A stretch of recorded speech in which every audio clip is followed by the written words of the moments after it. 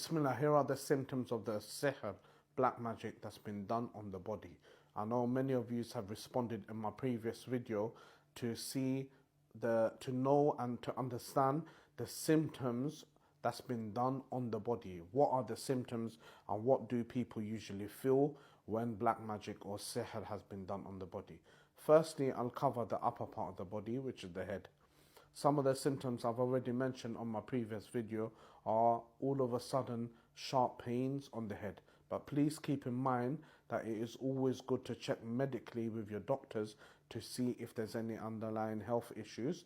And if there is any health issues, it's better to treat it that way, inshallah, with the doctors. But if there are not any medical issues and you find, wait a minute, I'm getting sharp pain on the head and sharp pain in different areas, then do Ruqyah, inshallah.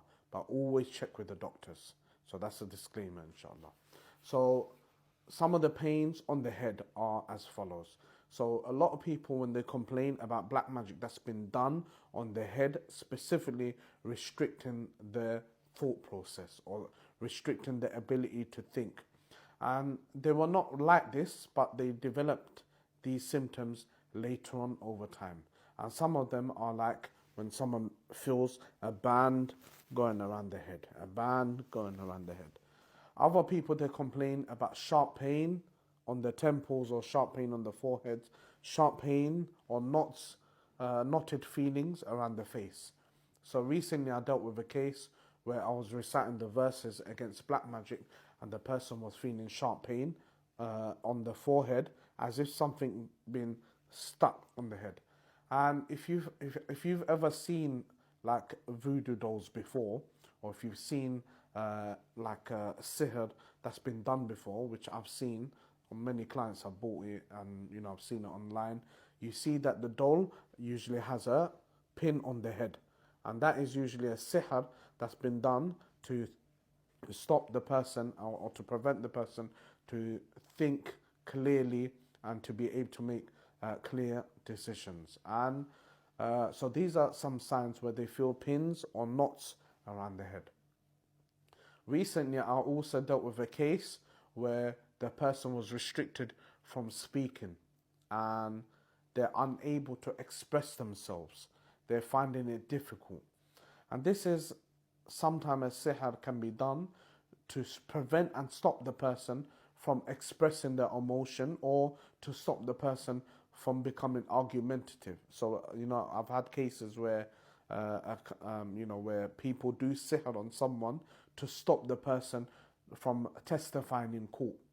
So is that when they try to testify in court against the individual, they'll stutter or they'll have difficulties on speaking about the case, or sometimes they'll say something else contrary to the case in favor of the suspect. And this type of sihr does exist, and I've seen it on brothers and sisters where in court they'll freeze, or in court they'll say something else and they'll run out the courtroom, and then eventually what happens, the case gets dropped and the suspect gets away with whatever they have done. And these type of sihr exist. I've had cases where where the family members will do sihr on the woman, or on the man, so that they become quiet, so that they don't argue with them, so that they don't shout at them. Some of the dreams, and I'll mention to you one dream that recently a brother saw, was that he saw in his dream that his jaws was being stitched up. His jaws was being stitched up. And this is a type of sihr that's been done to prevent the person from speaking or communicating with their family members, or communicating with anyone where they want to express their emotions, and or anyone who they're trying to build a relationship with. These type of sihr does exist. Another sihr that's done usually at times is in the back of the head. Back of the head is usually the memory point. So sometimes what happens is that people do sihr on the back of the head. Why? So that they can forget about certain things. Some sihr are done on the top of the head. Why the top of the head? Because the top of the head are usually the place where they think. It's a thinking process where they try to stop. Another place is they attack the forehead so that they cannot concentrate. They cannot concentrate. And usually that type of sihr that's done is to stop the person from doing well in their education or doing well in their job, for example, or doing well in their career. So this type of sihr is also done. At times, people, yes, sihr can be done on the eyesight, where someone would try to blind the individual. Yeah, saharu a'yunan nas. Allah mentions that in the Quran. Saharu a'yunan nas. So where the eyes were bewitched by the magician. And that verse, you can find it in Surah Al-A'raf, verse 103 onwards. So verse 103 onwards, you'll find that verse where Allah mentions saharu a'yunan nas. So some people can do sihr for the eyes to be bewitched, i.e. they may see something but it's not there, or they may blame someone about something or being taken, for example, in the house, but it wasn't actually done.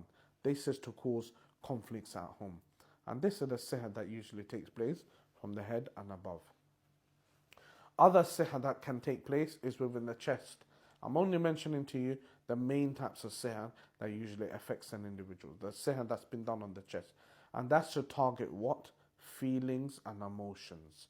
Feelings and emotions. So sihr they'll feel knots around the chest. They'll feel restriction. They feel like they can't breathe a lot of the time. They feel like sharp pains on the chest, especially sharp pain there and sharp pain on the back of the heart. That's usually a type of sihr that's done. Why? It could be sihr for love. It could be sihr against love.